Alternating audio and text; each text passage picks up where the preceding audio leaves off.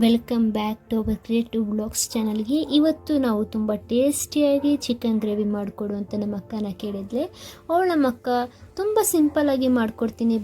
ಪ್ಲೇಟಲ್ಲಿ ಕೊತ್ತಂಬರಿ ಸ್ವಲ್ಪ, ಪುದೀನ ಸ್ವಲ್ಪ, ಒಂದೆರಡು ಬೆಳ್ಳುಳ್ಳಿ, ಸ್ವಲ್ಪ ಶುಂಠಿ, 5 ಹಸಿಮೆಣಸಿನ್ಕಾಯಿ, ಒಂದು ಬೌಲಲ್ಲಿ ಪಲಾವ್ ಸಾಮಾನು, ಇನ್ನೊಂದು ಬೌಲಲ್ಲಿ 2 ಟೇಬಲ್ ಸ್ಪೂನಷ್ಟು ಮೆಣಸನ್ನು ರೆಡಿ ಮಾಡಿ. ಮತ್ತು ಒಂದು ಮೀಡಿಯಮ್ ಸೈಜ್ ಈರುಳ್ಳಿನ ಉದ್ದುದ್ದಾಗ ಹಚ್ಕೊಂಡು ಒಂದು ಬೌಲಲ್ಲಿ ಇಟ್ಕೊಂಡು ಅದೇ ಪ್ರಮಾಣದಷ್ಟು ಟೊಮೊಟೊನು ಹಚ್ಚಿಟ್ಕೊಂಡಿದ್ದಾಳೆ. ಅರ್ಧ ಕಪ್ಪು ಮೊಸರು, 2 ಟೇಬಲ್ ಸ್ಪೂನಷ್ಟು ಗರಂ ಮಸಾಲ, 3ರಿಂದ 4 ಏಲಕ್ಕಿ, 1 ನಿಂಬೆಹಣ್ಣು ಇಷ್ಟನ್ನು ರೆಡಿ ಮಾಡಿ ಇಟ್ಕೊಂಡು ನಂತರ ಒಂದು ಬಾಣಲಿನ ಕಾಯಕ್ಕಿಟ್ಟಿದ್ದಾರೆ. ಆ ಬಾಣಲಿ ಕಾಯೋವರೆಗೂ ಕಾದ ನಂತರ 2 ಟೇಬಲ್ ಸ್ಪೂನಷ್ಟು ಎಣ್ಣೆನ ಹಾಕೋತಿದ್ದಾರೆ. ಎಣ್ಣೆ ಕಾಯ್ದ ನಂತರ ಹಚ್ಚಿಕೊಂಡ ಈರುಳ್ಳಿನ ಬೆರೆಸ್ಕೊಂಡು ಚೆನ್ನಾಗಿ ಡೀಪ್ ಫ್ರೈ ಮಾಡ್ಕೊಳ್ಳಿ. ಗೋಲ್ಡನ್ ಬ್ರೌನ್ ಬರಬೇಕು.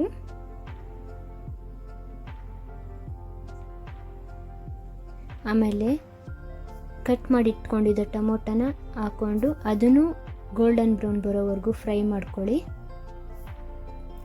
ಚೆನ್ನಾಗಿ ಸ್ಮ್ಯಾಶ್ ಆಗೋ ಥರ ಇರಬೇಕು.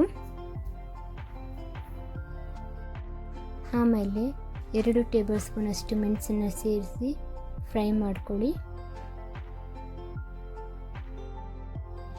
ಚೆನ್ನಾಗಿ ಫ್ರೈ ಮಾಡ್ಕೊಳ್ಳಿ.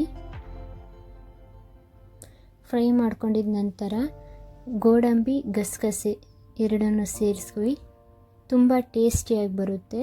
ಅದನ್ನು ಸೇರಿಸಿ ಒಂದು ಫ್ರೈ ಮಾಡ್ಕೊಂಡಾಮೇಲೆ ಆರಿಸ್ಕೊಂಡು ಒಂದು ಮಿಕ್ಸಿ ಜಾರ್ಗೆ ಹಾಕಿ ಕೊತ್ತಂಬರಿ ಪುದೀನನ ಹಾಕಿ ಅದಕ್ಕೆ ಎಷ್ಟು ಬೇಕೋ ಅಷ್ಟು ನೀರನ್ನು ಸೇರಿಸಿ ನುಣ್ಣಗೆ ರುಬ್ಬಿಕೊಳ್ಳಿ.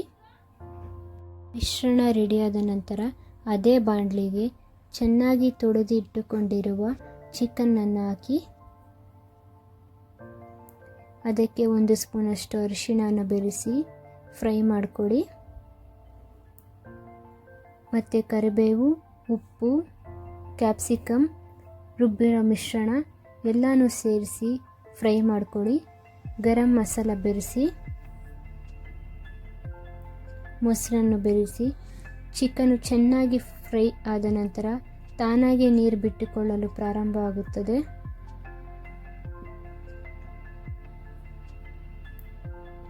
ನೋಡ್ತಾ ಇದ್ದೀರಾ ಎಷ್ಟು ಚೆನ್ನಾಗಿ ಚಿಕನ್ ಬೇಯ್ತಿದೆ ಅಂತ.